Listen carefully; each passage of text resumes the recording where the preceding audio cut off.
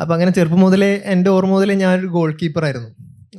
പിന്നീട് ഇങ്ങനെ പരിക്കുകളൊക്കെ പറ്റി വീട്ടുകാരുടെ പ്രോത്സാഹനമൊന്നും ഇല്ലാത്തതുകൊണ്ടും വളരെ കഴിവുണ്ടായിട്ടും എനിക്ക് അതിൽ രക്ഷപ്പെടാൻ പറ്റിയില്ല. എൻ്റെ ചുറ്റും ഏറ്റവും കൂടുതൽ ഞാൻ കണ്ട്, അറിഞ്ഞ്, അനുഭവിച്ച്, വേദനിച്ച്, ഉണങ്ങി ജീവിച്ചിട്ടുള്ളത് എൻ്റെ ചുറ്റുമുള്ള പെണ്ണുങ്ങളുടെ ലോകത്തിലൂടെയാണ്. എൻ്റെ ജീവിതത്തിൽ എനിക്ക് വല്ലാതെ എന്നെ പിടിച്ചു കുലുക്കിയ ഒരു വാർത്ത, ഒരു അനുഭവം, ഒരു ഓർമ്മയാണ് വാളയാറുണ്ടായ കുഞ്ഞുങ്ങളുടെ ക്രൂരമായ ലൈംഗിക അതിക്രമം നേരിട്ട് കുഞ്ഞുങ്ങളെ കൊല ചെയ്ത ആ ഒരു വാർത്ത, ആ ഒരു അനുഭവം. മൃദുലെ ഒരു പക്ഷേ മനുഷ്യബന്ധങ്ങളെക്കുറിച്ച് എഴുതുമ്പോൾ മരിച്ച വീട്ടിലെ 3 പേർ എന്ന് പറയുന്ന മൃദുലിൻ്റെ കഥ നമ്മുടെ എല്ലാ ഓർമ്മയിലുണ്ടാവും. എങ്ങനെയാണ് പിന്നെ പുതിയ കാലത്ത് അല്ലെങ്കിൽ എല്ലാ കാലത്തും നമുക്ക് അപരിചിതമായ ഒരു ലോകത്തെ കഥയിലേക്ക് കൊണ്ടുവരികയാണ് മൃദുൽ ചെയ്യുന്നത്. ഈ അതായത് ഒരു സാധാരണ മനുഷ്യരെ സംബന്ധിച്ചിടത്തോളം ഒരിക്കലും നമ്മൾ കാണാൻ അറിയാൻ സാധിക്കും. പക്ഷേ ഈ അപരിചിതത്വത്തെ ഏറ്റവും പരിചിതമാക്കി തീർത്തു എന്നുള്ളതാണ് മൃദുലിൻ്റെ ഒരു സവിശേഷത. എൻ്റെ ചോദ്യം അതല്ല, മൃദുൽ തൻ്റെ കൂടെയുള്ള ഈ എഴുത്തുകാരുടെ കഥകളെ എങ്ങനെയാണ് നോക്കിക്കാണുന്നത്? ഇവരുടെ കഥകളെ ഏത് രീതിയിലാണ് മൃദുൽ വിലയിരുത്തുന്നത്? ഇതിൽ കൊല്ലത്തെ കാലത്ത് അടുപ്പമുള്ളത് പുണ്യമായിട്ടാണ്. പിന്നെ ഷാഫി ഇവരുടെയൊക്കെ എല്ലാവരുടെ കഥകളും വായിച്ചിട്ടുണ്ട്. പിന്നെ ഇവരൊക്കെയാണ് ഈ ജെൻസി കാലത്തെ കഥകൾ. പക്ഷേ ഈ ജെൻസി കഥകളല്ല ഇവർ. ഇപ്പം നേരത്തെ ഞാൻ ഷാഫിയോട് സംസാരിക്കുന്ന സമയത്ത് ഷാഫി പറഞ്ഞത് എന്നെ വിളിക്കുന്നതൊക്കെ കുറേ വയസ്സായിട്ടുള്ള ആളുകളാണ്, അപ്പോൾ അവരൊക്കെയാണ് എൻ്റെ സുഹൃത്തുക്കൾ എന്ന് പറഞ്ഞിട്ട് ഷാഫി പറഞ്ഞു. പക്ഷെ ഞാൻ എഴുതുമ്പോഴും ഷാഫി എഴുതുമ്പോഴും പുണ്യ എഴുതുമ്പോൾ ഒക്കെ പുണ്യൻ്റെ ബ്രേക്കപ്പ് പാർട്ടിയൊക്കെ പിന്നെയും ഈ പുതിയ കാലത്തോട് ചേർന്ന് നിൽക്കുന്ന ഒരു ജെൻസി വേണമെങ്കിൽ അങ്ങനെ പറയാം, അല്ലാത്ത രീതിയിൽ അത് കാണാം. അപ്പോൾ അങ്ങനെ പറയാം. അല്ലാത്ത രീതിയിൽ ഇവിടെയൊക്കെ ഈ കാലത്തോട് ചേർന്ന് നിർത്തിക്കൊണ്ടുള്ള ഭാഷ തന്നെയാണ്. പക്ഷെ അത് പഴയ ഭാഷകളെയൊക്കെ പിൻപറ്റി, പക്ഷെ പുതിയ കാലത്തിൻ്റെ രാഷ്ട്രീയവും കാര്യങ്ങളൊക്കെ വളരെ ലൗഡായിട്ട് തന്നെ പറയുന്നതായിട്ടാണ് എനിക്ക് തോന്നിയിട്ടുള്ളത്. അത് ഷാഫിൻ്റെ കഥയായിക്കോട്ടെ, ഷാഫി കൃത്യമായിട്ടുള്ള രാഷ്ട്രീയം പറയുന്നത് പക്ഷേ 80കളിലും 70കളിലൊക്കെ ഉള്ള ആ സാമൂഹ്യ സാഹചര്യങ്ങളൊക്കെ വെച്ചിട്ടാണ്. അപ്പം ഞാൻ അങ്ങനെയാണ് കാണുന്നത്. ഇവരൊക്കെ മേഘന ഉൾപ്പെടെയുള്ള ആളുകൾ വളരെ ഗംഭീരമായിട്ട് എഴുതി വരുന്ന ആളുകളായിട്ട് തന്നെയാണ് കാണുന്നത്. അപ്പം ഞങ്ങൾ ഈ കഥകൾ കണ്ടെത്തുക എന്നുള്ളത് ഭയങ്കര ബുദ്ധിമുട്ടുള്ള കാര്യമാണ്. നമുക്ക് ചുറ്റും കഥകൾ കാണും, പക്ഷേ നമ്മളത് ഏതാണ് നമ്മൾ എഴുതുക, നമ്മളെ മനസ്സിലേക്ക് വന്നത് കൃത്യമായിട്ട് കഥയുടെ രൂപത്തിലേക്ക് വരിക എന്നുള്ളത് ഒരു കഥാകൃത്തിനെ സംബന്ധിച്ച് എപ്പോഴും ഒരു കൺഫ്യൂഷനായിരിക്കും. കഥകൾ പലതും നമ്മുടെ മനസ്സിലുണ്ടാവും. അപ്പോൾ ആ രീതിയിൽ വളരെ വെയിറ്റ് ചെയ്ത് കഥകൾ എഴുതുന്ന ഒരാളായതുകൊണ്ട് ഇവരൊക്കെ ഷാഫിയാണ് കുറേയും കൂടി അടുത്ത കാലത്ത് കുറേ കഥകൾ ഷാഫീൻ്റെ വന്നു. പല ആഴ്ചപ്പതിപ്പുകളിലായിട്ട് കുറേ കഥകൾ വന്നു. അപ്പം ഞാനിങ്ങനെ നോക്കും അസൂയോടെ, ഇവന്ത് വിടുന്നതാണ് ഈ സാധനങ്ങളൊക്കെ പിടിച്ച്. ഇത്രയും വലിയ കഥകൾ, മാതൃഭൂമിയിലൊക്കെ വന്ന കഥകളൊക്കെ വലിയ കഥകളാണ്. മേഘനയുടെ കഥകളും കുറച്ച് വലിയ കഥകളാണ്. ഇവർ നിരന്തരം എഴുതുന്നുണ്ട്. അപ്പോൾ എഴുതാൻ പറ്റാത്തതിൻ്റെ ഒരു അസൂയോടൊക്കെ നോക്കും. പക്ഷേ വലിയ സന്തോഷമാണ് ഇവരുടെ കഥ വായിക്കുന്ന സമയത്ത്. നമുക്കും എഴുതാനുള്ള ഒരു ഭയങ്കര ഇൻസ്പിറേഷനൊക്കെ ഉണ്ടാക്കുന്നുണ്ട് ഇവർ. അപ്പോൾ അതൊക്കെയാണ് ഇവരുടെ കഥകളെ പറ്റിയിട്ട് പറയാനുള്ളത്. മൃദുലെ ആദ്യമേ പറഞ്ഞൊരു കാര്യം ഞാൻ ജെൻസി അല്ല എന്നുള്ളതാണ്. പലപ്പോഴും വന്നപ്പോഴേ ജിൻഷയും സൂചിപ്പിച്ചൊരു കാര്യം തന്നെയാണ്, ജെൻസിയുടെ ലോകം അല്ല എന്ന് പറയുകയുണ്ടായി. പക്ഷെ എന്നെ അത്ഭുതപ്പെടുത്തിയിട്ടുള്ളത് ഇവരുടെ രചനകളിലൂടെ സഞ്ചരിക്കുമ്പോൾ ഈ നമ്മൾ എം ബഷീർ ആശാൻ്റെ കവിതകളെക്കുറിച്ച് പഠനം നടത്തിയപ്പോൾ എം ബഷീർ സാറ് പറഞ്ഞൊരു കാര്യം ഉണ്ടായിരുന്നു. ഒരു വാക്കിന് വേണ്ടിയിട്ട് കയ്യെഴുത്ത് പ്രതികൾ പരിശോധിച്ചിട്ട് പറയുന്നുണ്ട്, ഒരു വാക്കിന്, ഒരു പ്രയോഗത്തിന് വേണ്ടി, ഒരു പദത്തിന് വേണ്ടിയിട്ടുള്ള സൂക്ഷ്മതയെക്കുറിച്ച് പറയുന്നുണ്ട്, അതിന് വേണ്ടിയിട്ടുള്ള ഒരു കാത്തിരിപ്പിനെ കുറിച്ച് പറയുന്നുണ്ട്. ഈ ഒരു കാത്തിരിപ്പ്, ഈ ഒരു കഠിനാധ്വാനം ഇവരുടെ കഥകളിലുണ്ടെന്ന് എനിക്ക് തോന്നിയിട്ടുണ്ട്. ഇപ്പം ജിൻഷയുടെ കഥകളിൽ ജിൻഷയെ സംബന്ധിച്ചിടത്തോളം അതിൻ്റെ തലക്കെട്ടിന്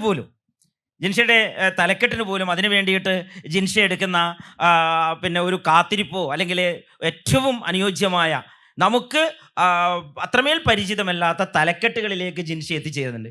എങ്ങനെയാണ് ജിൻഷ ഒരുപക്ഷെ ഈ തലക്കെട്ടുകൾ തേടിപ്പോവാറാണോ പതിവ്? അതൊരു ഈ ഒടയായാലും അഗ്രസന്താനി അല്ലേ, ഇങ്ങനെയുള്ള പേരുകൾ ചിലതൊന്നും എനിക്കൊന്നും വായിൽ കിട്ടാത്ത അല്ലേ, വിസ്, അങ്ങനെ ഇങ്ങനെയുള്ള ചില അതിമനോഹരമായ വേറിട്ട തലക്കെട്ടുകൾ ജിൻഷ കൊണ്ടുവരുന്നുണ്ട്. എങ്ങനെയാണ് ജിൻഷ ഇതിലേക്ക് എത്തുന്നത് യഥാർത്ഥത്തിൽ? മാഷെ ഷാഫി ജെൻസി എന്ന് പറഞ്ഞില്ലേ, അപ്പോൾ ഞാനും 97 തന്നെയാണ്. അതുകൊണ്ട് അതിൻ്റെ ഈ ഷാഫി പറഞ്ഞ പോലെ മറ്റേ അവസാനത്തെ ഘട്ടത്തിലേക്ക് ഉൾപ്പെടുത്താം. ഇല്ല, മാഷ ചോദിച്ച ചോദ്യത്തിന് ഞാൻ സത്യസന്ധമായിട്ട് തന്നെ ഉത്തരം പറയാം. ഞാൻ സീരിയസ് ആയിട്ട് എഴുതുന്ന സമയത്ത് എനിക്ക് പ്രത്യേകിച്ച് എഴുത്തുമായിട്ട് ബന്ധപ്പെട്ട ആരെയും നേരിട്ട് പരിചയം ഉണ്ടായിരുന്നില്ല. നമ്മൾ വായിച്ച ബന്ധം മാത്രമേ ഉള്ളൂ. അങ്ങനെ ഒരു എന്താ പറയുക, യൂണിവേഴ്സിറ്റി പഠിച്ച് വന്ന് അവിടുത്തെ അങ്ങനെ ഒരു ബാക്ക്ഗ്രൗണ്ട് ഇല്ല. ഞാനൊരു സാധാരണ കോളേജിലാണ് പഠിച്ചത്. അവിടെയൊന്നും ലിറ്ററേച്ചറുമായിട്ട് ബന്ധപ്പെട്ട് വലിയ പ്രോഗ്രാംസും കാര്യങ്ങളൊന്നും ഉണ്ടായിരുന്നില്ല. പിന്നെ ഈ ബാലപംക്തികളിലൊന്നും എഴുതിയിട്ടില്ല. അപ്പം അങ്ങനെ വന്ന സമയത്ത് സത്യം പറഞ്ഞാൽ അതൊരു ആൾക്കാരെ കൊണ്ട് വായിപ്പിക്കാനുള്ള ഒരു തന്ത്രം തന്നെയായിരുന്നു. മുന്നേ എപ്പോഴും മാഷും ഞാൻ ഇതിനെ പറ്റിയിട്ട് സംസാരിച്ചിട്ടുണ്ടെന്നാണ് എൻ്റെ ഓർമ്മ. ഈ പറഞ്ഞ പോലെ ഒടാന്നുള്ള കഥ എഴുതുന്ന സമയത്ത് ഈ വാക്ക് ഒരുപക്ഷെ നമ്മൾ കണ്ണൂരിൽ തന്നെ നേരത്തെ മേഘ്ന പറഞ്ഞ പോലെ തെയ്യക്കാവകളിൽ മാത്രം ഉപയോഗിക്കുന്ന പല വാക്കുകളിലൊന്നായിട്ടാണ് എനിക്ക് ഫീൽ ചെയ്തിട്ടുള്ളത്. നമ്മളത് കഴിഞ്ഞ് വീട്ടിലുള്ള നിത്യസംഭാഷണങ്ങളിലൊന്നും ഈ ഒരു വാക്ക് കടന്നു വരുന്നതായിട്ട് കണ്ടിട്ടില്ല. അപ്പോൾ അതുകൊണ്ടാണ് ഈ ഒട എന്ന് പറഞ്ഞൊരു വാക്ക് ആ ഒരു കഥയ്ക്ക് എഴുതിയിട്ടുണ്ടായിരുന്നത്. പിന്നെ അഗ്രസന്തനി, വിസലിറ്റ്സ തുടങ്ങിയിട്ടുള്ള കുറേ പേരുകളൊക്കെ സത്യം പറഞ്ഞു കഴിഞ്ഞാൽ ഇത് പേര് കണ്ടിട്ടെങ്കിലും ആരെങ്കിലും ഇതെന്താണെന്ന് അറിയാനുള്ള ഒരു ആകാംക്ഷയിൽ കഥ വായിക്കട്ടെ എന്നാലോചിച്ചിട്ട് തന്നെ ഇട്ടതാണ്. കാരണം എനിക്കധികം സോഴ്സൊന്നും ഉണ്ടായിരുന്നില്ല അന്ന് കഥ വായിപ്പിക്കാൻ വേണ്ടിയിട്ട്. അപ്പോൾ ചിലത് അങ്ങനെ ഉണ്ടല്ലോ, ഞാനൊക്കെ ഈ ചില പേരുകൾ കണ്ടു കഴിഞ്ഞ് ഇതെന്താണെന്ന് അറിയാനുള്ള ആകാംക്ഷയിൽ വായിക്കാറുണ്ടായിരുന്നു. അപ്പം അങ്ങനെ ആൾക്കാർ വായിക്കട്ടെ എന്ന് വെച്ചിട്ടാണ് അത്തരം പേരുകൾ തുടക്കകാലത്ത് കണ്ടുപിടിച്ചിട്ടുണ്ടായിരുന്നത്. കഥ എഴുതി കഴിഞ്ഞ് പേര് ഇടാൻ വേണ്ടിയിട്ട് ഞാൻ കുറേ കാലം ഇങ്ങനെ കുറേ പേരുകളൊക്കെ മാറ്റി മാറ്റി മാറ്റി മാറ്റി കൊണ്ടുവന്നിട്ടുണ്ട്. അപ്പോൾ അത് സത്യസന്ധമായിട്ടുള്ള ഉത്തരം അതാണ്. പക്ഷേ കൂടെ തന്നെ ആ പേര് ആ കഥയുമായിട്ട് യോജിക്കുന്ന ഒന്നായിരിക്കണം എന്നും കൂടി ആഗ്രഹം ഉണ്ടായിരുന്നു. ജിൻഷ സൂചിപ്പിച്ചതുപോലെ ഇവരുടെയൊക്കെ രചനകളിൽ വിഷയസ്വീകരണത്തിലെ പുതുമയുണ്ട്, രൂപഘടനയിലെ ജാഗ്രതയുണ്ട്. അത് ഷാഫിയുടെ കഥയെക്കുറിച്ച് സന്തോഷ് ചേച്ചിക്കാരൻ പറഞ്ഞൊരു പ്രയോഗമാണ്. ഈ വിഷയത്തിൽ കണ്ടെത്തുന്ന കഴിഞ്ഞ വർഷം ഷാഫി എഴുതിയ ഒരു കഥ, നമ്മൾ മാതൃഭൂമിയിൽ വായിച്ചൊരു കഥ, നമ്മൾ പിന്നെ എന്നെ സംബന്ധിച്ചിടത്തോളം ഞാനത് ആവർത്തിച്ച് 2 or 3 തവണ വായിക്കേണ്ടി വന്നു എന്നുള്ളതാണ്. പിന്നെ എങ്ങനെയാണ് ഈ ഒരു കഥയിൽ നിന്ന് മറ്റൊരു കഥ വ്യത്യസ്തമാവണം, അങ്ങനെയാണ് ഏതൊരു എഴുത്തുകാരൻ്റെ ആഗ്രഹമാണ്. ഷാഫി നേരത്തെ ജിൻഷ പേര് കണ്ടെത്തുന്നത് പോലെ ഷാഫി അതിന് ബോധപൂർവമായിരിക്കും സ്വാഭാവികമായിട്ടും. എങ്ങനെയുള്ള ശ്രമമാണ് നടത്തുന്നത് വളരെ തീർത്തും വ്യത്യസ്തമായ ഒന്നിലേക്ക് എത്താൻ വേണ്ടിയിട്ട്? ഇപ്പം ഇന്നലെ കണ്ണൂർ നൗഫൽ ബ്ലാത്തൂർ എന്ന് പറഞ്ഞൊരു സുഹൃത്തുണ്ട് എനിക്ക്. കാലടിയിലെ ഗവേഷകനായിരുന്നു. നമ്മുടെ റെഡ് വെയിൻ സിനിമയുടെ ഒക്കെ തിരക്കഥ എഴുതിയിട്ടുള്ള ആളാണ്. അപ്പം ഞാൻ ദേശാഭിമാനിയിൽ കഴിഞ്ഞ ദിവസം വന്നിട്ടുള്ള ഒരു കഥ ഉണ്ട്, എൻ്റെ ചെക്കോവ്സ് ഗൺ എന്ന് പറഞ്ഞിട്ട്. അപ്പോൾ അത് ഞാൻ കുറച്ചൊരു മലയാളത്തിലെ തന്നെ ഒരു വിവർത്തന സാഹിത്യത്തിൻ്റെയൊക്കെ പഴയ ഒരു ഭാഷയിലാണ് എഴുതിയിട്ടുള്ളത്. അപ്പോൾ എൻ്റെ പതിവ് കഥകളിൽ നിന്നൊക്കെ വ്യത്യാസമാണ്. അപ്പം ഞാൻ ആളോട് പറഞ്ഞിങ്ങനെ ഈ കഥ ഞാൻ മനഃപൂർവ്വം മാറ്റി എഴുതിയതാണ് എന്ന് പറഞ്ഞു. അപ്പോൾ ആളെന്നോട് പറഞ്ഞു അങ്ങനെ ഫോം മാറ്റി എഴുതണമെന്നില്ല. ഇപ്പോൾ സന്തോഷ് കുമാറോ NS മാധവനോ ഒന്നും അങ്ങനെ ഫോമിൽ കളിച്ചിട്ടുള്ളവരല്ല, അല്ലെങ്കിൽ അതിൽ ഫോക്കസ് ചെയ്തിട്ടുള്ള അവർ കഥയുടെ കണ്ടൻറ്റാണ് അവരെ അങ്ങനെ ആക്കിയിട്ടുള്ളത് എന്നുള്ളത്. അപ്പം ഞാനിത് ബോധപൂർവം എനിക്കങ്ങനെ ഒരു ആഗ്രഹമുണ്ട്, ഞാൻ എഴുതുന്ന 7 കഥയും 7 ആളുകൾ എഴുതിയ പോലെ തോന്നണമെന്ന്. പക്ഷെ അങ്ങനെ തോന്നില്ല, നമ്മളെവിടെ എന്തായാലും കയറി വരും. പക്ഷേ ഇപ്പം ഇതിൻ്റെ ശ്രമങ്ങൾ പ്രധാനമായിട്ടുണ്ടായിരുന്നത് ഞാൻ ആദ്യമൊന്നും മുഖ്യധാരയിൽ ശ്രദ്ധിക്കപ്പെടുന്നത് മാതൃഭൂമി വിഷുപ്പതിപ്പിൽ ആദ്യം വന്ന ഈ റക്കീബിനും അത്തീദിനും ഇടയിലെ നുണകൾ എന്ന് പറയുന്ന കഥയിലൂടെയാണ്. അതിന് മുന്നേ 2-3 കഥകളൊക്കെ എഴുതിയിട്ടുണ്ടെങ്കിൽ കൂടെ ആ കഥ എഴുതുന്ന സമയത്ത് ഞാൻ ഒന്നും ആലോചിച്ചിട്ടില്ലായിരുന്നു. എനിക്കറിയുന്ന എൻ്റെ വീട്ടിലെ, എൻ്റെ നാട്ടിലെ കഥ അത് ആളുകൾ എങ്ങനെ റിസീവ് ചെയ്യുമെന്നോ ആളുകൾക്ക് മനസ്സിലാകുമെന്നോ അത്തരത്തിലുള്ള യാതൊരു വീണ്ടും വിചാരവും ഇല്ലാതെ എഴുതിയൊരു കഥയാണ്. ആ ഭാഷ അങ്ങനെ ഒരു ഭാഷയിൽ എഴുതിയ കഥയാണ്. ഇപ്പോൾ മലയാളത്തിൽ ബഷീറൊക്കെ മുസ്ലിം ജീവിതം ആവിഷ്കരിച്ചിട്ടുണ്ടെങ്കിലും മുസ്ലിം ഭാഷ സംഭാഷണങ്ങളിലെ കൊണ്ടുവന്നിട്ടുള്ളൂ. ഞാനതിനെ ആഖ്യാനത്തിലും കൊണ്ടുവന്നു. ഈ ആഖ്യാനത്തിലും കൊണ്ടുവന്ന സമയത്ത് ആളുകൾക്കത് ഇപ്പം ചില ആളുകൾക്ക് അത് ഭയങ്കര ബുദ്ധിമുട്ടുണ്ടാക്കി. ഇപ്പം എനിക്ക് എന്നെ പ്രിയപ്പെട്ട ചില ആളുകൾ അതിനൊരു സംവേദനക്ഷമത കുറഞ്ഞു എന്നുള്ളത് മനസ്സിലാക്കിയെടുക്കാനുള്ള ബുദ്ധിമുട്ട്. പക്ഷെ ചില ആളുകൾക്ക് അതുകൊണ്ട് മാത്രം ആ കഥ ഇഷ്ടപ്പെടുകയും ചെയ്തു. പക്ഷെ അങ്ങനെ ആ നിലക്ക് ഞാൻ മുദ്ര കുത്തപ്പെടുന്നുണ്ടോ, അല്ലെങ്കിൽ ആ പ്രാദേശിക ഭാഷയിൽ മാത്രം എഴുതപ്പെടുന്നതുകൊണ്ട് മുദ്ര കുത്തപ്പെടുന്നുണ്ടോ എന്നുള്ളൊക്കെയുള്ള ആലോചനകളൊക്കെ വരും. അപ്പം നമ്മൾ അങ്ങനെ ഒരു കള്ളിയിൽ ഒതുങ്ങി നിൽക്കരുത്, നമ്മളെ തന്നെ പല നിലക്ക് ചലഞ്ച് ചെയ്യണമെന്നുള്ള ആഗ്രഹമുള്ളത് കൊണ്ടാണ് ഞാൻ മാറ്റി മാറ്റി കഥകൾ എഴുതിയിട്ടുള്ളത്. ഇപ്പോൾ ഈ റക്കീബിനും അത്തീദിനുടെയുള്ള നുണകൾ എന്ന് പറയുന്നത് എൻ്റെ നാട്ടിലെ മുസ്ലിങ്ങൾ പൊതുവെ ഉപയോഗിക്കുന്ന ഒരു ഭാഷയിൽ എഴുതിയ കഥയാണെങ്കിൽ, ഞാൻ പിന്നീട് ഭാഷാഭൂഷണിയിൽ എഴുതിയ ആരണ്യകം എന്ന് പറയുന്ന കഥ എൻ്റെ തൊട്ടപ്പുറത്തുള്ള നായർ വീടുകളിലൊക്കെ സംസാരിക്കുന്ന കഥയായിരുന്നു. ഈ പ്രവാചകൻ എന്ന് പറഞ്ഞത് ഞാൻ കുറച്ചുകൂടി ശ്രമിച്ചത് ഒരു സ്പോർട്സ് ജേർണലിസ്റ്റിൻ്റെയൊക്കെ ഭാഷ കൊണ്ടുവരാനായിരുന്നു. അപ്പോൾ അങ്ങനെ സ്വയം ചലഞ്ച് ചെയ്യുക എന്നുള്ളതും സ്വയം വ്യത്യസ്തപ്പെട്ട, പിന്നെ എനിക്ക് തോന്നുന്നു നമ്മൾ പറയുന്ന ആ ആശയം മാത്രമല്ല, അതതിൻ്റെ രൂപം കൂടിയാണ് എന്നുള്ളത് തോന്നുന്നു. അതുകൊണ്ടൊക്കെയാണ് അങ്ങനെ എഴുതുന്നത്. തീർച്ചയായും. നേരത്തെ മൃദുല സംസാരിക്കുമ്പോൾ സൂചിപ്പിച്ചൊരു കാര്യം, ജെൻസി കഥകൾ, നമ്മൾ ഈ വിഷയം തന്നെ അതാണല്ലോ. ഒരുപക്ഷെ ബ്രേക്കപ്പ് പാർട്ടിയെക്കുറിച്ച് പറഞ്ഞു. പുതിയ കാലത്തെ കുട്ടികളുടെ ഒരു ലോകം, ഇത് മലയാള കഥയിലേക്ക് കൊണ്ടുവരാനുള്ള ഏറ്റവും പ്രധാനപ്പെട്ട ഒരു ശ്രമം പുണ്യം നടത്തുന്നുണ്ട്. മാത്രമല്ല, പിന്നെ മെൻസ്ട്രൽ കപ്പിനെ കുറിച്ച് ഒരു പക്ഷേ നമ്മൾ വളരെ കുറഞ്ഞ കാലം കൊണ്ട് നമ്മുടെ ചർച്ചയിലേക്ക് അല്ലെങ്കിൽ നമ്മുടെ കുഞ്ഞുങ്ങളുടെ ജീവിതത്തിൻ്റെ ഭാഗമായിട്ട് മാറിയ ഒന്ന്, ഇതൊക്കെ കഥയിലേക്ക് കൊണ്ടുവരുന്നുണ്ട്. ഒരു പുതിയ കാലത്തെ കഥ എന്ന രീതിയിൽ ബ്രേക്കപ്പ് പാർട്ടിയെ പുണ്യം എങ്ങനെ കാണുന്നു? പുതിയ കാലത്തിൻ്റെ കഥയായിട്ട് അത് കാണുന്നുണ്ടോയെന്ന് ശരിക്കും വായനക്കാരാണ് പറയേണ്ടത്, ഞാനാണെന്ന് എനിക്ക് തോന്നുന്നില്ല. പക്ഷെ അതിൽ ഇപ്പോൾ മെൻസ്ട്രൽ കപ്പ്, അതുപോലെ പെൺകുട്ടികളുടെ ഹോസ്റ്റൽ ലൈഫ്, ഇതൊന്നും ഞാൻ എൻ്റെ ചുറ്റുമുള്ള, അല്ലെങ്കിൽ ഞാൻ കാണുന്ന, ഞാൻ അനുഭവിക്കുന്ന എൻ്റെ ചുറ്റുമുള്ള മനുഷ്യരെ പകർത്തി വയ്ക്കുക എന്നുള്ളതിൻ്റെ ഭാഗമായിട്ട് സ്വാഭാവികമായിട്ട് എൻ്റെ കഥകളിൽ അങ്ങനെ വരുന്നതാണ്. ഞാൻ ഹോസ്റ്റലിൽ ജീവിക്കുന്നു. ഞാൻ നേരത്തെ പറഞ്ഞതുപോലെ എൻ്റെ ചുറ്റിലും ഏറ്റവും കൂടുതൽ ഞാൻ അടുപ്പമുള്ളതും ഇടപഴകുന്നതും അറിയുന്നതും ഒക്കെ പെൺകുട്ടികളുടെ ജീവിതമാണ്, പെൺകുട്ടികളാണ്. അപ്പോൾ അങ്ങനെ സ്വാഭാവികമായിട്ട് കഥയിൽ വന്ന കുറേ കാര്യങ്ങളാണ് ഈ പെൺകുട്ടികളുടെ ഹോസ്റ്റൽ ലൈഫിനെയൊക്കെ പറ്റി. അപ്പം അതിൽ എന്താ പറയുക, ഈ പുതിയ കാലത്തെ പെൺകുട്ടികൾ അവരെങ്ങനെയാണ് ജീവിതത്തെ കാണുന്നത്, പ്രണയത്തെ കാണുന്നത്, ബ്രേക്കപ്പിനെ കാണുന്നത്. അത് ഒരു പ്രണയം, അതിൻ്റെ ബ്രേക്കപ്പ് എന്നുള്ളതിലുപരി അതും ഈ പറയുന്ന ഒരു ട്രോമ അല്ലെങ്കിൽ ജീവിതത്തിലെ ഒരു വലിയ മുറിവ്, അതിനെ ഒരാൾ പ്രതിരോധിക്കാൻ ശ്രമിക്കുന്ന ഒരു രീതിയാണ്, അല്ലെങ്കിൽ ഒരു ശ്രമമാണ് ആ കഥയിൽ പറയാൻ. അത് ഒരുപാട് പെൺകുട്ടികൾ വായിച്ച് കണക്റ്റായി എന്നും പറഞ്ഞ് എന്നെ പേഴ്സണലി മെസ്സേജ് അയക്കുകയും അറിയിക്കുകയൊക്കെ ചെയ്തിട്ടുള്ളൊരു കഥയാണ്. അപ്പോൾ എൻ്റെ ചുറ്റുമുള്ള ഒരുപാട് പെൺകുട്ടികളല്ലാത്തവർക്കും ഒക്കെ കണക്റ്റായി എന്നുള്ളത് വലിയ സന്തോഷമാണ് ആ കഥയിൽ. പിന്നെ അതിലൊക്കെ, ഈ കഥയിലൊക്കെ എനിക്ക് തോന്നുന്നു പ്രതിരോധം എന്നുള്ളൊരു സംഭവം വരുന്നത്, മനുഷ്യന് ജീവിക്കാൻ എപ്പോഴും ഹോപ്പ് വേണം. എല്ലാ മനുഷ്യരും ജീവിക്കുന്നത് ഒരു പ്രതീക്ഷയുടെ ഇങ്ങനെ കച്ചിത്തുരുമ്പിൽ പിടിച്ചുകൊണ്ടാണ്, പലപ്പോഴും പല രീതിയിലായിരിക്കും അത്. അപ്പം അങ്ങനെ ജീവിതം എന്താ പറയുക, കീഴടങ്ങാതിരിക്കാൻ അല്ലെങ്കിൽ ജീവിക്കാനിരിക്കാൻ, ജീവിതത്തിന് തുടർച്ചയുണ്ടാവാനൊക്കെ മനുഷ്യൻ പല രീതിയിലൂടെ ഇങ്ങനെ ശ്രമിക്കുന്നു. അത് നമ്മൾ കഥ എഴുതുന്നു, ഫിക്ഷൻ എഴുതുന്നു, ഫാൻറ്റസൈസ് ചെയ്യുന്നു, പല കാര്യങ്ങളും ചിത്രം വരയ്ക്കുന്നു, പാട്ട് പാടുന്നു. ഈ സാഹിത്യം എന്ന് പറയുന്നത് എല്ലാത്തിൻ്റെയും ഭയങ്കര മൂലരൂപമായിട്ടുള്ള എന്തോ വലിയ സംഭവമാണ്, അങ്ങനെയൊന്നും ഞാൻ കരുതുന്നില്ല. നമ്മൾ ഓരോ രീതിയിലും നമ്മൾ പ്രതിരോധങ്ങൾ തീർക്കുന്നു. ജീവിതത്തിൽ ഹോപ്പ് നിലനിർത്താൻ വേണ്ടി മനുഷ്യൻ ഇങ്ങനെ ഓരോ കാര്യങ്ങൾ ചെയ്തുകൊണ്ടിരിക്കുന്നു. ഇപ്പോൾ ഇവിടെ വന്നിരുന്ന് വർത്തമാനം കേൾക്കുന്നത് വരെ ഉള്ള എല്ലാ കാര്യങ്ങളിലും ഇതുപോലെയുള്ള പരിപാടികൾ സംഘടിപ്പിക്കുന്നത് എല്ലാം. അപ്പോൾ അങ്ങനെയുള്ള ഒരു ഹോപ്പ് മെയിൻറ്റെയിൻ ചെയ്യുക. ആ ഹോപ്പ് സ്വയം ജീവിതത്തെ മെച്ചപ്പെടുത്താനും ഭംഗിയുള്ളതാക്കാനും, അത് വായിച്ച ആർക്കെങ്കിലും എന്തെങ്കിലുമൊക്കെ ഒരു ഹോപ്പിൻ്റെ കച്ചിത്തുരുമ്പ്, മുന്നോട്ട് പോകാനുള്ളൊരു ഊർജ്ജാവുകയൊക്കെ ചെയ്യുന്നത്, അത് പൂർണ്ണമായിട്ടും ബോധപൂർവമായ പ്രവർത്തനവും അല്ല. കണ്ടനാർ കേരളനായാലും അന്തിവെള്ളംബ്ലിക്കള എന്ന് പറയുന്ന കഥയിലായി കഴിഞ്ഞാലും ദൃശ്യപരത ഒരു പക്ഷേ ഒരു കാഴ്ചാനുഭവം എന്ന രീതിയിൽ കഥകൾ മാറുന്നുണ്ട്. ഒരു പക്ഷേ പിന്നെ മേഘ്നയുടെ വരാനിരിക്കുന്ന നോവൽ, അത് പിന്നെ അതിനെക്കുറിച്ച് രണ്ട് വാക്ക് പറഞ്ഞുകൊണ്ട് നമുക്ക് അവസാനിപ്പിക്കാം. കഥ എഴുതുന്നതിന് മുമ്പേ ഞാൻ ആദ്യം ചെയ്തത് നോവലാണ്. എൻ്റെ ഒരു ഡിഗ്രി സമയം തൊട്ട് ഒരുപാട് വർഷത്തെ എൻ്റെ ഒരു ഇൻവെസ്റ്റ്മെൻറ്റ് നോവലിലുണ്ട്. നോവലിനെ കുറിച്ച് പറയുമ്പം കണ്ണൂരിൻ്റെ എന്തെങ്കിലും തരത്തിൽ എലമെൻറ്റ്സ് അതിലുണ്ടാവുമോ എന്നുള്ള കാര്യത്തിൽ ഇപ്പം എനിക്ക് സംശയമുണ്ട്.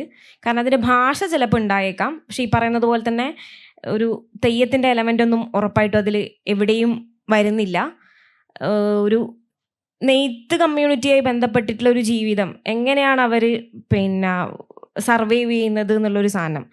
അപ്പം ഒരു മനുഷ്യൻ്റെ അസ്തിത്വം എന്ന് പറഞ്ഞൊരു സാധനം ഉണ്ടാവുമല്ലോ, ഒരു ജാതിപരമായിട്ടും അതിൽ നിന്ന് പുറത്ത് കിടക്കാൻ അയാളുടെ ശ്രമങ്ങളും. പിന്നെ ഈ പുസ്തകങ്ങൾ എന്ന് പറഞ്ഞൊരു സാധനം എങ്ങനെയാണ് ഒരു മനുഷ്യൻ്റെ ജീവിതത്തെ നിർണ്ണയിക്കുന്നത് എന്നുള്ളത് എനിക്ക് എല്ലാ കാലത്തും ഭയങ്കര കൗതുകമുള്ളൊരു സാധനമായിരുന്നു. കാരണം എൻ്റെ അച്ഛനൊരു ഓട്ടോ തൊഴിലാളിയാണ്. മൂപ്പർ അധികം പ്രാഥമിക വിദ്യാഭ്യാസം പോലും കിട്ടിയിട്ടില്ല. അപ്പം മൂപ്പർ പക്ഷേ വായിച്ചുകൊണ്ടിരുന്ന പുസ്തകങ്ങൾ മുഴുവനും ട്രാൻസ്ലേഷൻ നോവലുകളായിരുന്നു. അതിൽ സാറാ മാഗുവിനെ പോലെയുള്ള, പിന്നെ ദസ്തേവിസ്കീനെ പോലെയുള്ള, ഏകാന്തതയുടെ 100 വർഷങ്ങൾ പോലെയുള്ള നോവലുകൾ എൻ്റെ ചെറിയ കാലം തൊട്ടേ എനിക്ക് പരിചയമുണ്ട്. അതുകൊണ്ട് തന്നെ എനിക്ക് ഉറപ്പായിട്ട് പറയാൻ പറ്റും ബഷീറിനെയോ അല്ലെങ്കിൽ പിന്നെ ഈ മാധവിക്കുട്ടീനൊക്കെ വായിക്കുന്നതിന് മുമ്പ് ഞാൻ വായിച്ചിരുന്ന പുസ്തകങ്ങൾ ഇതാണ്. അതിൻ്റെ കാരണം മൂപ്പരുടെ ഞാൻ കേട്ടിരുന്ന കഥകൾ ഭൂരിഭാഗം അതാണ്. അപ്പം ആ ഒരു രീതിയിലാണ് ഞാൻ അതിനെ സംവിധാനം ചെയ്യാൻ ശ്രമിച്ചത്. പക്ഷെ അത് എത്രത്തോളം വിജയിച്ചു എന്നുള്ള സാധനമൊക്കെ എനിക്ക് അത് വന്നതിന് ശേഷം മാത്രമേ പറയാൻ പറ്റൂ. ഇപ്പം നോവലിന് ശേഷമാണ് ഞാൻ കഥയിൽ വന്നതെന്ന് ഞാൻ പറഞ്ഞു. അപ്പം ഇപ്പം എനിക്ക് ആലോചിക്കുമ്പോൾ നല്ല ഭയമുണ്ട്. ഇതിൻ്റെ ഒരു ഞാൻ സംവിധാനം ചെയ്തു വെച്ചിരിക്കുന്ന ഒരു രീതി എങ്ങനെയാണ് ആളുകൾക്ക് കണക്റ്റ് ആവുമോ എന്നൊക്കെ ഉള്ളൊരു സാധനമുണ്ട്. ഒരു നാട് എന്ന് പറഞ്ഞ സാധനം ഉറപ്പായിട്ടും അതിൽ വരും എന്നാണ്. ആ നോവലിനെ കുറിച്ച് ഞാൻ അത്രയേ പറയുന്നുള്ളൂ. അത് വായിച്ചിട്ടാണ് ആളുകൾക്ക് മനസ്സിലാക്കേണ്ടതെന്നാണ് ഞാൻ വിചാരിക്കുന്നത്. എൻ്റെ മുമ്പിലിരിക്കുന്ന ആളുകൾ നല്ല വായനക്കാരുണ്ട്. ഇവരെയൊക്കെ വളരെ ഗൗരവത്തോടെ വളരെ അത് ഇൻസ്റ്റയിലായാലും മറ്റെല്ലാ തരത്തിലായാലും ഇവരുടെ കൂടെ നിൽക്കുകയും ഇവരുടെ പിഴവുകളെ പറയുകയും കഴിവുകളെ അംഗീകരിക്കുകയും ചെയ്ത വലിയൊരു വായനാ സമൂഹമുണ്ട്. പിന്നെ നമ്മുടെ ഒരു 5 മിനിറ്റ് കൂടി നമുക്ക് പരമാവധി എടുക്കാം.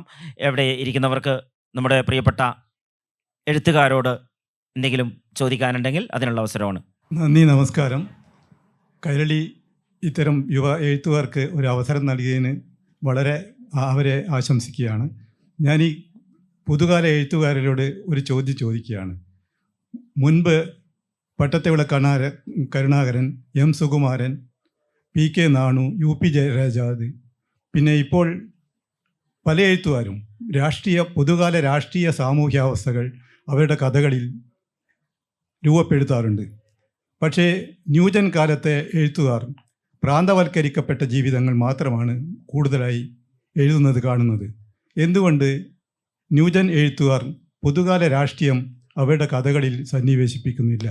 പിന്നെ മറ്റൊന്ന് എഴുത്തുകാരികളോടാണ്. വനിതാ എഴുത്തുകാരികൾ മുൻപ് മാധവിക്കുട്ടി, ചന്ദ്രമതി, KR മീര, ഇപ്പോൾ സാറ ജോസഫ്, വത്സല, ഇവരൊക്കെ മിക്കവാറും സ്ത്രീകളുടെ ജീവിത, കുടുംബ, സാമൂഹ്യാവസ്ഥകൾ അവതരിപ്പിക്കാനായിരുന്നു ശ്രമിച്ചിരുന്നത്. ന്യൂജൻ കാലത്തെ സ്ത്രീ ജീവിതം, പ്രത്യേകിച്ച് കുടുംബജീവിതം, സാമൂഹ്യാവസ്ഥകൾ നിങ്ങളുടെ കഥകളിലും നിങ്ങളുടെ നോവലുകളിലും ഞങ്ങൾ പ്രതീക്ഷിക്കുന്നു. മറ്റൊന്ന്, പുതിയ കഥകൾ അല്പം ദുർഗ്രാഹ്യമാണെന്ന് പറയപ്പെടുന്നുണ്ട് വായിക്കാനും. പിന്നെ പ്രത്യേകിച്ച് അതിൻ്റെ ടൈറ്റിലുകൾ അത് പുതുകാല ആവിഷ്കാരത്തിലും പുതുകാല അവതരണത്തിലുമുള്ള രീതി അനുസരിച്ചായിരിക്കാം. ഇവരുടെ എല്ലാ കഥകളും മിക്കതും വായിച്ച ഒരാളാണ് ഞാൻ. അതുകൊണ്ട് ഇവരുടെ കഥകളെല്ലാം നല്ലതാണെന്ന് തന്നെ ഞാൻ പറയുന്നത്. കഷ്ടപ്പെട്ടാലും ഷാഫിയുടെയും മറ്റേ ജിഷയുടെയും പുണ്യയുടെയും മൃദുലിൻ്റെ കഥകളൊക്കെ ധാരാളം വായിച്ചിട്ടുണ്ട്. അതിനെക്കുറിച്ച് ചെറുതായിട്ട് സോഷ്യൽ മീഡിയയിൽ എഴുതാറുണ്ട്. അവരെ അഭിനന്ദിക്കുകയാണ്. ഇനിയും ഇത്തരം കഥകൾ വേണം. പക്ഷേ നമ്മുടെ സാമൂഹ്യാവസ്ഥകൾ, ഏറ്റവും പുതുകാല ജീവിതം നോക്കൂ. സന്തോഷ് ഏച്ചിക്കാനത്തിൻ്റെ ബിരിയാണി പുതുകാല രാഷ്ട്രീയ സാമൂഹ്യാവസ്ഥ അതിലുണ്ട്. എമ്മുകുന്നൻ്റെ കഥകളിലുണ്ട്. പിന്നെ ഇപ്പോൾ അവസാനം ഞാൻ വായിച്ച കഥ ഓർക്കുന്നില്ല, അതിലും ഈ ശ്വാസം N പ്രഭാകരൻ്റെ, അതിലും അല്പം നമ്മുടെ സാമൂഹ്യ രാഷ്ട്രീയാവസ്ഥയുണ്ട്. അതൊക്കെ ചുറ്റുപാടും നിങ്ങൾ കാണണം. അത് നിങ്ങളുടേതായ കാഴ്ചപ്പാടിൽ അവതരിപ്പിക്കണമെന്ന് ഒരു അപേക്ഷ. ഓക്കെ, ഒരുപാട് സന്തോഷം വായിക്കുന്നതിലും ചോദ്യം ചോദിച്ചതിലും. പക്ഷെ എനിക്ക് ചോദ്യത്തിലൊരു ചെറിയൊരു വൈരുദ്ധ്യം തോന്നിയത്, ആദ്യം എഴുത്തുകാരോട് ഈ രാഷ്ട്രീയത്തെ പറ്റി നിങ്ങൾ എഴുതണം എന്ന് പറയും, പിന്നീട് സ്ത്രീകൾ കുടുംബജീവിതത്തെയൊക്കെ പറ്റി പറയണം എന്ന് പറയുകയും ചെയ്തതിലുള്ള ചെറിയൊരു ഇതുണ്ട് എനിക്ക്. സ്ത്രീകൾ കുടുംബം എന്ന് പറയുന്നൊരു സങ്കല്പത്തെ തന്നെ തിരുത്തിക്കൊണ്ടിരിക്കുന്ന ഒരു കാലത്താണ്. എന്താണ് ഇപ്പോൾ കുടുംബം, അല്ലെങ്കിൽ എന്താണ് വ്യവസ്ഥാപിതമായിട്ടുള്ള കുടുംബം, അല്ലെങ്കിൽ ആ കുടുംബത്തിൽ ജെൻഡർ റോളുകൾ എങ്ങനെയാണ് മനുഷ്യർ കാലങ്ങളായിട്ട് പാട്രിയാർക്കി നമ്മളെങ്ങനെയാണ് അടിച്ചേൽപ്പിച്ചുകൊണ്ടിരുന്നത്, അതൊക്കെ അതിൽ നിന്നൊക്കെ ഉള്ളൊരു വിടുതലും അതിനെ മാറ്റാനും അല്ലെങ്കിൽ അതിനെ തിരുത്താനും ചില കാര്യങ്ങൾ പുതുതായി മുന്നോട്ട് വയ്ക്കാനും ഒക്കെ ഉള്ള ശ്രമങ്ങൾ പല രീതിയിലും പല പ്ലാറ്റ്ഫോമുകളിലും നടന്നുകൊണ്ടിരിക്കുകയാണ്. അപ്പോൾ അതിൻ്റെ ഭാഗമായിട്ട് നമുക്ക് ഇതുവരെ മാധവിക്കുട്ടിയും അല്ലെങ്കിൽ ലളിതാംബിക അന്തർജനും ഒക്കെ പറഞ്ഞിരുന്ന ഒരു കുടുംബത്തെ പറ്റി പറയാൻ നമുക്കൊരു പക്ഷേ അങ്ങനെ ഒരു കുടുംബം നമ്മൾ ആഗ്രഹിക്കുന്നു, അല്ലെങ്കിൽ ആ ഒരു കുടുംബ വ്യവസ്ഥയിൽ നിലനിൽക്കാൻ ആഗ്രഹിക്കുന്നൊന്നും ഇല്ലായിരിക്കാം. പിന്നെ നമ്മളൊക്കെ രാഷ്ട്രീയം എന്ന് പറയുന്നത് ഈ സോ കോൾഡ് കക്ഷി രാഷ്ട്രീയ അല്ലെങ്കിൽ അങ്ങനെ ഒരു പൊളിറ്റിക്കൽ ഇതിൻ്റെ അപ്പുറം, അല്ലെങ്കിൽ ഇത് പ്രത്യക്ഷത്തിൽ പറയുക എന്നുള്ളതിനപ്പുറം പല രാഷ്ട്രീയങ്ങൾ പല രീതിയിൽ നമ്മൾ ചർച്ച ചെയ്യുന്നുണ്ട് എന്ന് തന്നെ ഇപ്പം ഞാൻ വിശ്വസിക്കുന്നു. ഇപ്പം മൃദുരേട്ടൻ്റെ കഥകളെ പറ്റി പറഞ്ഞപ്പോഴും ഷാഫിയുടെ കഥയിലും അല്ലെങ്കിൽ മേഘനയുടെയും ജിഷേച്ചിയുടെ ഒക്കെ കഥകളിലൊക്കെ പൊളിറ്റിക്സ് പല രീതിയിൽ ഇടപെടുന്നതായിട്ടാണ് വായനയിലേക്ക് മനസ്സിലായത്. ജാതി ഒരു വലിയ പൊളിറ്റിക്കൽ സ്റ്റേറ്റ്മെൻ്റ് ആണ്. അതുപോലെ തന്നെ ജെൻഡർ, ഒരുപാട് കാര്യങ്ങൾ. ഇപ്പോൾ ഈ പ്രതിലോമകരമായിട്ടുള്ള രാഷ്ട്രീയം എങ്ങനെയാണ്, കേന്ദ്ര ഭരണം എങ്ങനെയാണ് നമ്മളെ പല രീതിയിലും, അല്ലെങ്കിൽ ഫാസിസം എങ്ങനെയാണ് പല രീതിയിലും ബാധിക്കുന്നത്, ഇതൊക്കെ വളരെ പ്രത്യക്ഷത്തിൽ ലൗഡായിട്ട് പറയണമെന്നില്ലല്ലോ, അല്ലാതെ കഥകളിൽ അത് കടന്നു വരുന്നുണ്ടെന്ന് തന്നെയാണ് ഞാൻ വിശ്വസിക്കുന്നത്.